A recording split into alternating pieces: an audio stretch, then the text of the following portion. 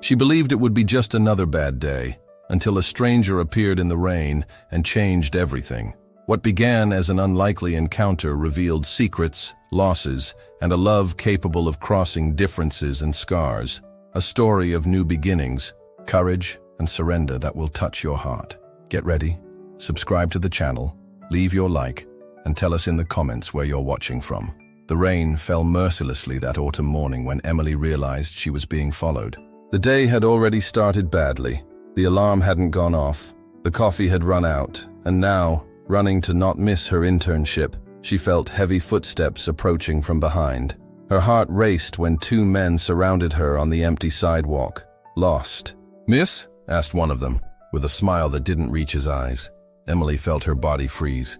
Her mind screamed to run, but her legs seemed stuck to the wet ground. Her breathing became short, shallow, while a knot formed in her throat. She gripped her backpack strap so tightly that her knuckles went white. "She's not alone," the deep voice emerged like thunder in the rain. A tall man with a firm posture appeared behind her. There was something in his gaze, intense, determined, that made the two men instinctively step back. He didn't need to raise his voice or make threats. His presence was enough. "Move along," he said, looking at Emily with surprising calm. Two men walked away, muttering something inaudible. Emily felt her legs tremble, a mixture of relief and adrenaline coursing through her body. "Thank you. I thought—" She couldn't finish the sentence. "You think everyone leaves when you need them most, don't you?" he replied, almost as if speaking to himself. There was something strange in his green eyes, a mixture of security and sadness that didn't match the rest. The stubble, the dark hair tousled by the rain, the simple jeans and soaked t-shirt contradicted the air of authority that emanated from him. That's when Emily opened her backpack and panic took over her face. No, it was here somewhere. She rummaged frantically through the books and notebooks. "It's my college presentation." Without hesitating, the stranger knelt on the wet ground, ignoring the water that soaked his clothes even more, and began to help in the search. While Emily desperately searched through her backpack, he observed the ground with methodical attention. "Here it is," he finally said, lifting a small blue device with a kitten keychain. "You won't miss today." The relief was so great that, without thinking, Emily hugged him. He smelled of coffee and rain, a strangely comforting combination. "You're an angel," she said, pulling away embarrassed by her own impulsiveness. He smiled, but the gesture didn't completely reach his eyes. "Just someone who knows what it's like to need help." Before she could say anything else, he said goodbye, with a simple "good luck," and disappeared in the rain, leaving only the impression of his presence, and a strange emptiness that Emily couldn't explain. In the days that followed, that encounter wouldn't leave her mind. Who was that man? Why did he carry so much sadness in his gaze? And why, despite everything, did his smile leave her weak in the knees even in memory? The IT lab at the Montgomery Business Center was one of the most modern in the city. As an intern, Emily spent most of her time solving basic problems for executives who barely knew how to turn on their own computers. It wasn't exactly what she'd dreamed of when she entered computer science, but it paid the bills while she finished college. 3 weeks after the incident in the rain, she was organizing cables in the server room when she heard voices approaching. Supervisor Marcus was showing the facilities to some investors. "And here we have our main infrastructure, completely renovated thanks to the investment from the Anderson Group." Emily didn't pay much attention until she heard a familiar voice responding something about digital security. Her heart jumped. When turning around, she recognized the man from the rain.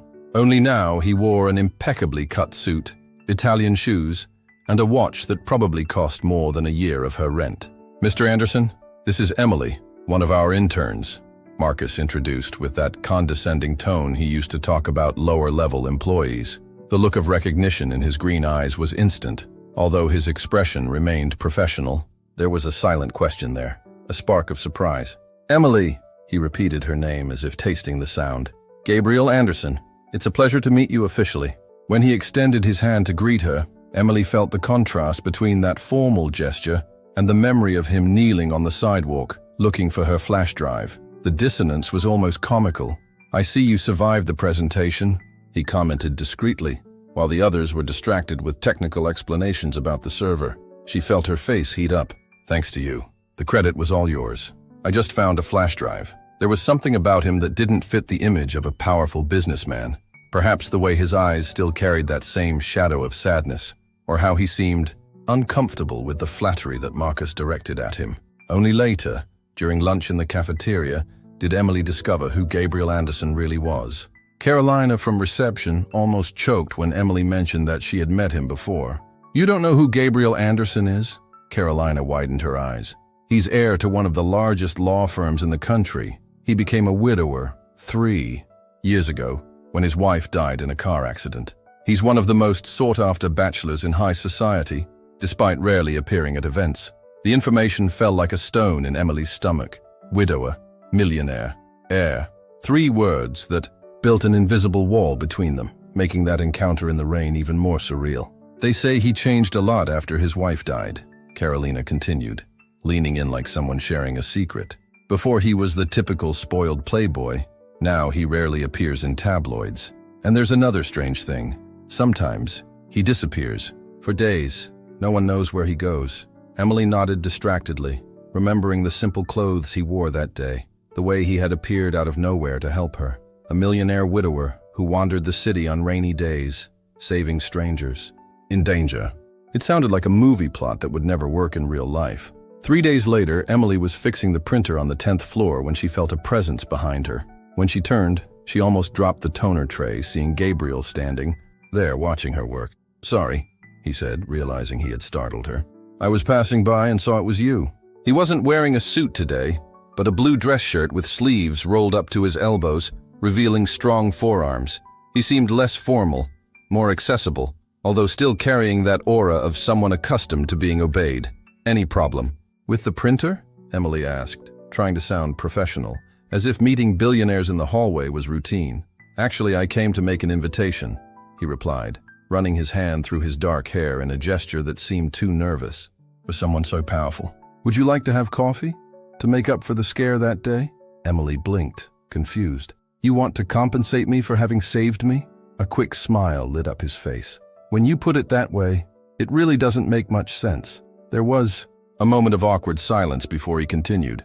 "The truth is, I don't have many opportunities to talk to people who aren't interested in my last name or my bank account. That day, you had no idea who I was, and it was refreshing." There was a disarming sincerity in his words that made Emily lower her guard. "All right, but I choose the place," she replied, surprised by her own boldness. "And I only have half an hour for lunch.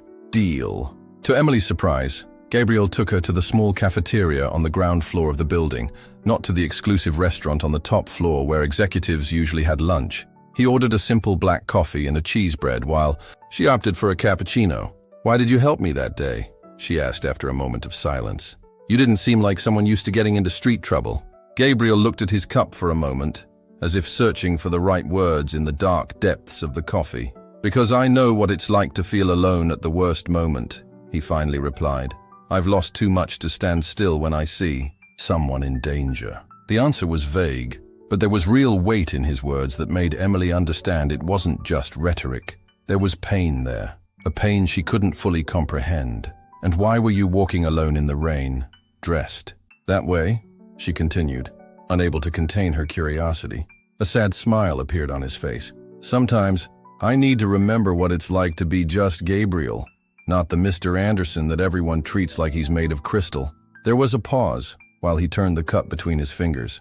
"After my wife died, I realized I had become a caricature, living inside a bubble. On bad days, I go out without a driver, without security, without an agenda, just to feel the real world again." The sincerity disarmed Emily. It wasn't what she expected from a man raised in privilege, someone who probably never had to worry about bills or work deadlines. "And that day was a bad day?" she asked softly. "It was her birthday," he replied simply. And Emily understood she didn't need to ask more. When the cell phone alarm rang, indicating that her break was over, Emily got up reluctantly. For some reason she couldn't explain, she didn't want that conversation to end. "Thank you for the coffee," she said, collecting her purse. "Can we do this again?" The question came quickly, almost anxiously, as if he feared she would refuse. Emily hesitated. Part of her knew it was crazy. They were from completely different worlds. But another part, the one that had felt the warmth of his arms in the rain, wanted to discover more about the man behind the facade. "Maybe," she replied, with a small smile, before turning and returning to her world of cables and computers. The maybes soon turned into yeses. In the following weeks, Gabriel always found an excuse to appear in the IT department. A laptop problem that any intern could solve, a question about digital security that clearly didn't need Emily's opinion, or simply a casual coffee invitation that extended longer each time. In each encounter, Emily discovered a new layer of Gabriel. He wasn't just the millionaire widower that the tabloids painted. He was a man who loved Russian literature, who knew entire passages of Dostoevsky by heart, and who got excited like a child when talking about astrophysics, a hobby he had cultivated since adolescence. But he was also someone trapped in a life he had rarely chosen for himself. The weight of the family legacy, the expectations of his father, a cold and calculating man named Augustus Anderson who still controlled the business with an iron fist, and the traumatic loss of his wife, had shaped Gabriel into a man who lived in constant battle with himself. "My father thinks I'm wasting my time," Gabriel commented during one of their lunches, after Emily mentioned seeing the older man in the lobby, casting disapproving glances in their direction. "He has big plans for the company's future, and none of them include the heir's son spending time with an IT employee." The comment hurt more than Emily would like to admit. It was a cruel reminder of reality. No matter how much she enjoyed Gabriel's company, no matter how much she felt that connection growing between them, there was a social abyss that separated them. "Maybe he's right," she replied, pushing the salad around her plate without really eating. "It's not like we have much in common." Gabriel studied her for a moment, his penetrating green eyes like the day they met. "Do you really believe that?" he asked, his voice low and intense. "That people can only connect if they have the same social status or bank account?" "That's not what I meant." Emily began to defend herself, but he interrupted her. "When I'm with you, Emily, I don't feel like the Anderson heir. I feel like someone who can finally breathe after years of suffocating, and that's priceless." The intensity of his words left her speechless. There was a vulnerability there that Gabriel rarely showed, an openness that contradicted everything she would expect from someone in his position. That afternoon, when they returned to the building, Gabriel surprised her by lightly touching her arm before they entered. "I want to show you something," he said, with an almost childlike gleam in his eyes. "Tomorrow is Saturday. Do you have plans?" Emily hesitated. Until then, their meetings had been limited to cafes and lunches during work hours. Safe, public, without implications. A weekend meeting was different. It was crossing an invisible line they had tacitly established. "I don't have anything important," she finally replied, curiosity overcoming caution. "Great, I'll pick you up at 9. And don't worry about formal clothes." The smile he gave before saying goodbye was engraved in Emily's memory for the rest of the day. It wasn't the polite smile of the businessman, nor the sad smile of the widower, but something genuine and full of expectation, as if he too was a little scared and very excited about whatever he was planning. Emily expected a limousine, or at least a luxury car with a driver. Instead, Gabriel appeared driving an old Jeep himself, wearing jeans, a white t-shirt, and a leather jacket that seemed to have seen better days. "Surprise?" he asked upon seeing the confused expression on her face. "A little," she admitted, getting into the vehicle. "I thought you only rode in cars that cost more than my apartment," he laughed, a genuine sound that Emily rarely heard. "This car was my first, before college. My father wanted to give me a Porsche, but I insisted on buying something with my own money from summer savings." As they left the city, Gabriel told stories about that Jeep, the trips he had taken with college friends, the times the engine had stopped in the middle of the road, the first time he had taken Helena, his late wife, on a date in it. She hated it, he recalled with a nostalgic smile. "She said it felt like we were inside a noisy sardine can, but then she ended up loving it. We took several trips in it." It was the first time Gabriel spoke so openly about Helena, and Emily realized how much this meant. An invisible barrier being torn down, a sacred space of memories being shared. After almost an hour on the road, they arrived at a small town in the countryside. The streets were narrow, the houses simple, nothing that suggested it was a tourist destination or special. "Where are we?" Emily asked when they stopped in front of a corner bakery, with an old but well-kept appearance. "Green Valley," replied Gabriel, turning off the engine. "The town where I grew up until I was 10. The surprise must have been visible on Emily's face, because he continued, "My father was just an ambitious lawyer when I was born. We lived in a small house 3 blocks from here. Only after he won that case against the oil company did everything change. We moved to the capital, and the rest is history. The bakery was full, with a cozy countryside atmosphere. The smell of fresh bread and freshly brewed coffee filled the air. To Emily's surprise, several older customers recognized Gabriel, greeting him with warm hugs and questions about his life. "Gabriel, how long, my son?" A gray-haired lady emerged from behind, the counter opening her arms. "I thought you had forgotten about us." "Never, Mrs. Teresa," he replied, hugging her with genuine affection. "How could I forget the best cheese breads in the world?" While Gabriel introduced Emily, a very special friend, she observed how he seemed different there, more relaxed, more authentic, without the weight he carried in the big city. This was the real Gabriel, she realized, not the polished businessman or the melancholic widower, but the small-town boy who had grown up, running through those streets. After the bakery, Gabriel took her to see the house where he had spent his childhood. It was a simple construction, painted yellow, with a small garden in front. Now it belonged to another family, but the current owner, recognizing Gabriel, allowed them to show Emily the backyard. "It was here that I built my first telescope," Gabriel explained, pointing to an area under an old mango tree. "My mother gave me a science kit on my 9th birthday. I spent weeks assembling that thing, and when it finally worked," he smiled at the memory. "It was like discovering an entire universe." Emily observed the brightness in his eyes as he spoke. It was difficult to reconcile this Gabriel, passionate, emotional, connected to his roots, with the image of the cold Anderson air that everyone knew. "Why are you showing me all this?" she finally asked, when they sat on a bench in the small town square. Gabriel was silent for a moment, his eyes fixed on the children playing on the bandstand. "Because I want you to see me," he said finally. "Not the Gabriel Anderson from the newspapers, or the melancholic widower, or the heir to an empire. Just me, the person I still am beneath all these layers." The raw honesty of his words made Emily's heart race. There was something tremendously intimate about his confession, as if he were emotionally undressing in front of her. "After Helena died," he continued, his voice lower, "I realized I had lost myself somewhere along the way. I became exactly what my father always wanted, a ruthless businessman, concerned only with results and profits. Helena was my balance, my connection to the real world. When she left, his voice failed, and instinctively Emily touched his hand. The contact seemed to anchor him. "When you saw me that day, in the rain, I was trying to find myself again, going back to simple things, trying to remember who I was before all this. And then you appeared, needing help, and for the first time in years, I felt useful. Really useful, not just signing checks or approving projects." Emily felt a knot in her throat. The weight of the trust he placed in her, sharing something so intimate, was almost overwhelming. "Thank you for showing me this," she managed to say. "Thank you for trusting me." When their eyes met, there was something new there, a connection that transcended social barriers, the differences in worlds, the distinct stories each one carried.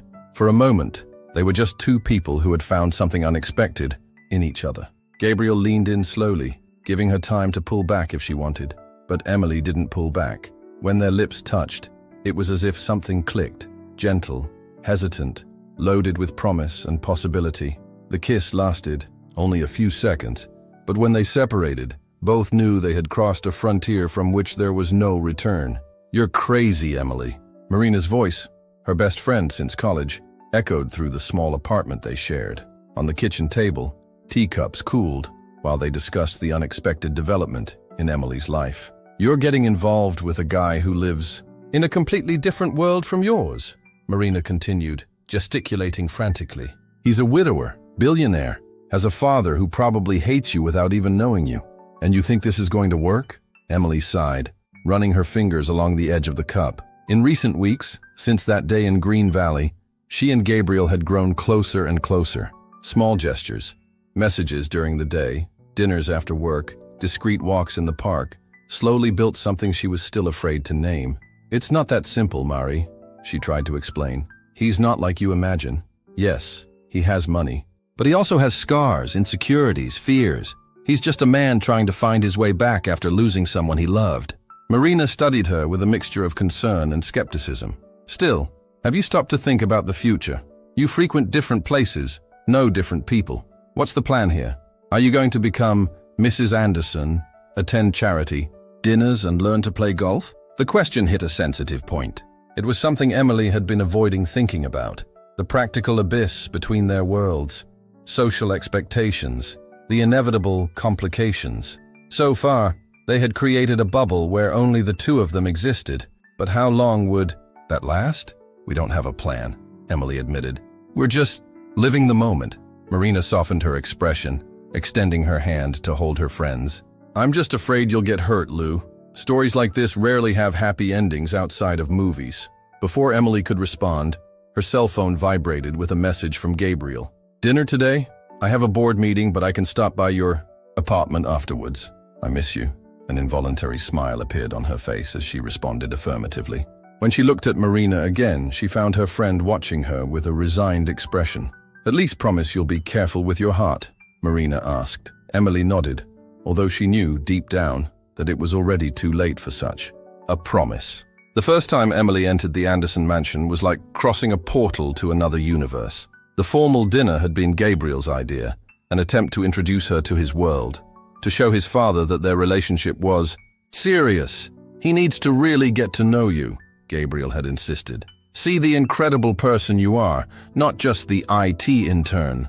Now, standing in the immense entrance hall, in her best dress, bought especially for the occasion, and heels that were already starting to hurt, Emily wondered if this hadn't been a terrible mistake. The mansion was intimidating in its opulence. Double-height ceiling, marble staircase, artworks that probably cost more than her entire university education.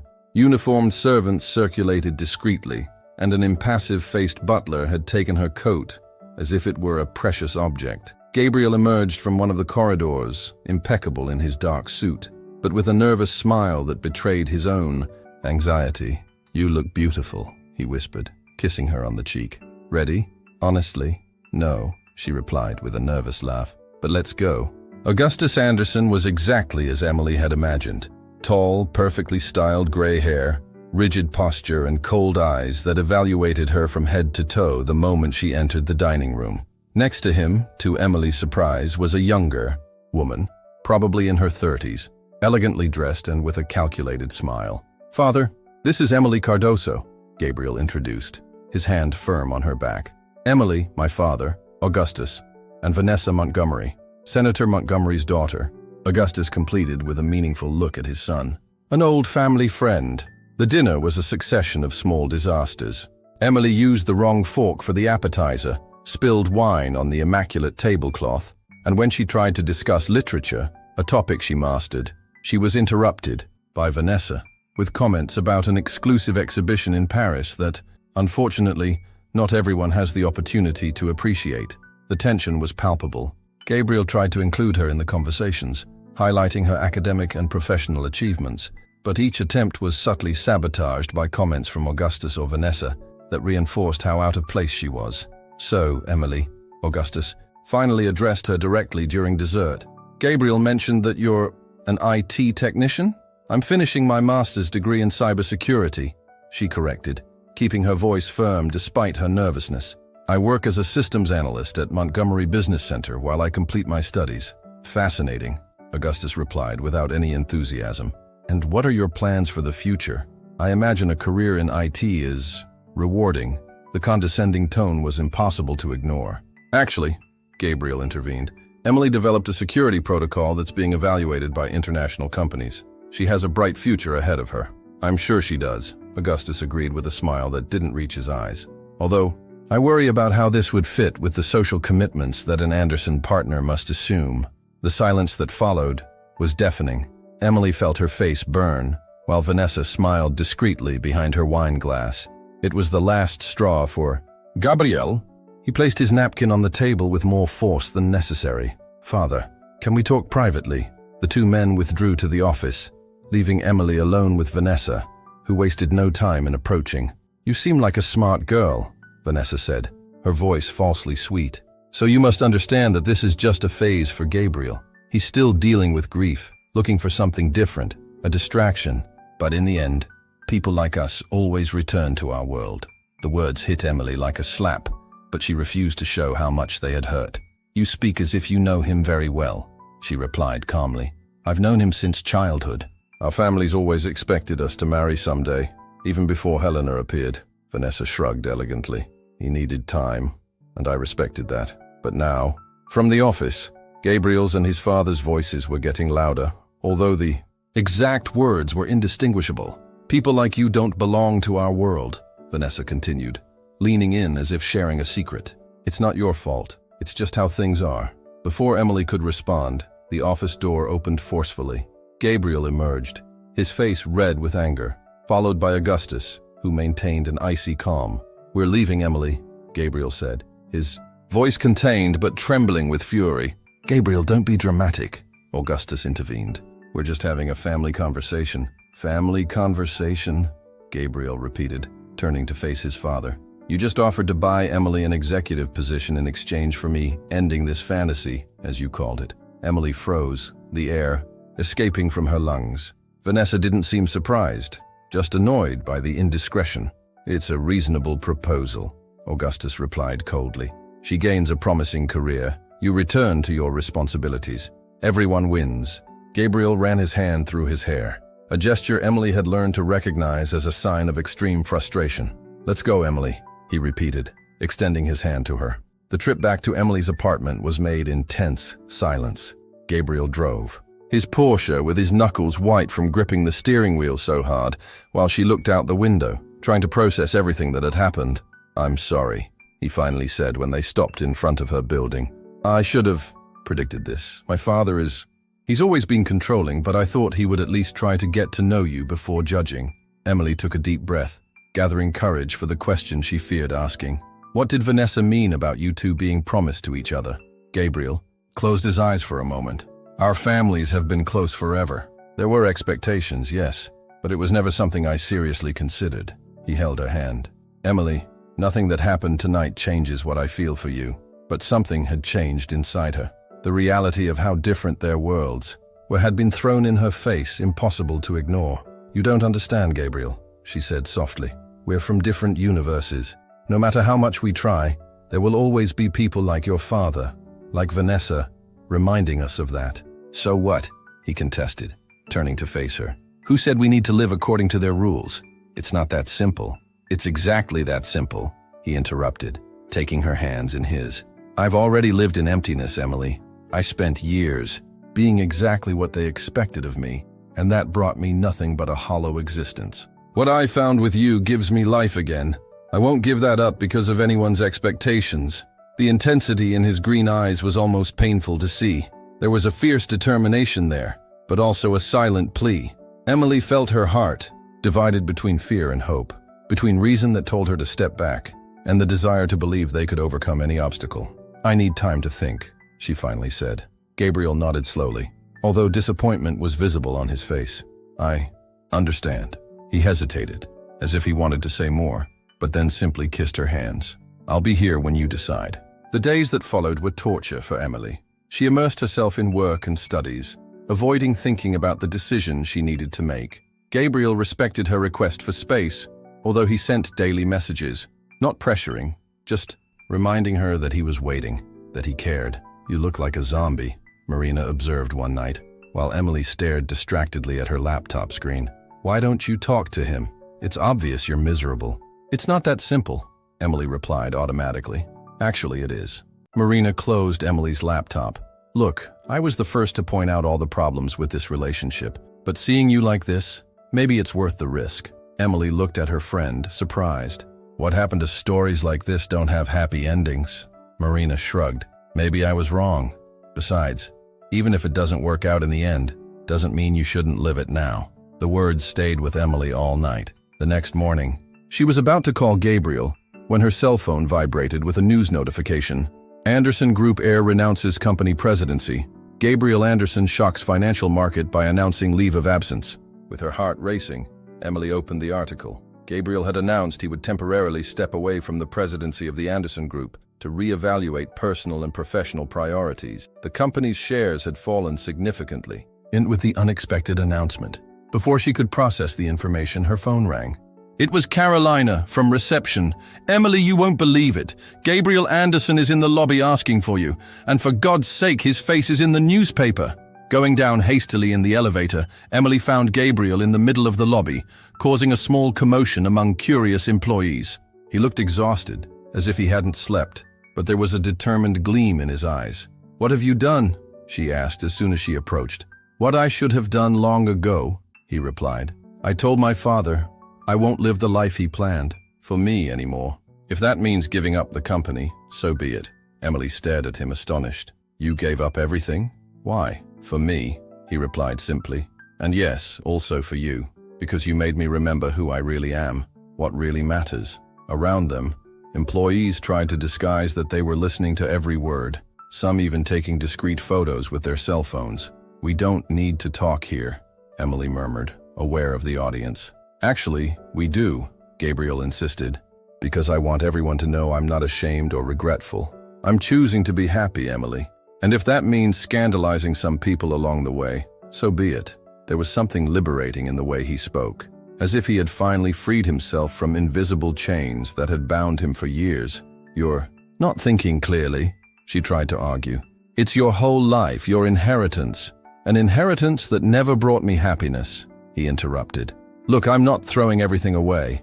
I still have my own investments. I can still work on what I'm passionate about. The difference is that now I'll do it on my terms, not my father's." He took a step forward, taking her hands in his, completely ignoring the murmurs and looks around them. "I know I asked you for time to decide, but I need you to know. I chose a path, with or without you. I'd prefer it to be with you 1,000 times over, but I'll understand if you still need space." It was then that Emily realized the magnitude of what he had done. He hadn't abandoned everything for her. He had chosen himself, his own happiness, his own freedom, and he was there, vulnerable, offering her a place in this new journey, without pressure or expectations. "You're crazy," she finally said, an involuntary smile appearing on her lips. "Probably," he agreed with a crooked smile. "But for the first time in years, it's a craziness that makes sense." When Emily kissed him, right there in the middle of the corporate lobby, with dozens of speechless witnesses and some discreet applause, she knew she was crossing her own line, choosing courage over fear, possibility over certainty, love over reason. The following months were a roller coaster of emotions and adjustments. Gabriel's decision had caused a small earthquake in the corporate world and high society. The tabloids had a field day. Rebel heir abandons empire for love with intern. Forbidden romance shakes Anderson dynasty. The prince and the commoner, modern version. Augustus Anderson didn't accept his son's decision without a fight. First, he tried to manipulate the media, then threatened to completely cut Gabriel off from his inheritance rights. When none of that worked, he resorted to the lowest blow. He offered Emily an exorbitant amount to end the relationship. "There's no money in the world capable of making me give up someone who restored my hope," she replied firmly, returning the unsigned check. The response surprised the patriarch, who for the first time saw beyond the superficial image he had built of the IT intern. Gabriel, in turn, rediscovered who he was without the weight of family expectations. He rented a modest apartment, though still luxurious by Emily's standards, started working on projects of his true passion, technology applied to education, and gradually rebuilt his life on his own terms. It wasn't easy. There were moments of doubt, heated discussions about money and privilege, adjustments of expectations on both sides. Gabriel had to learn to live without the army of servants at his disposal. Emily had to get used to unwanted attention and judgments that came with dating someone famous and more painful for Gabriel. There was the process of really letting Helena go, not just as a sacralized memory, but as a closed chapter of his life. It was Emily who encouraged him to talk about her, to keep her photographs, to honor what they had shared without that preventing new joys. "You're not betraying her memory by being happy again," Emily said gently one night when she found him contemplating an old wedding photo. "I think she'd be happy to know you found your way back to life." Gradually, something unexpected began to happen. Augustus Anderson, seeing that neither threats nor money would make his son turn back, began to observe how Gabriel seemed more alive, more focused, more genuinely happy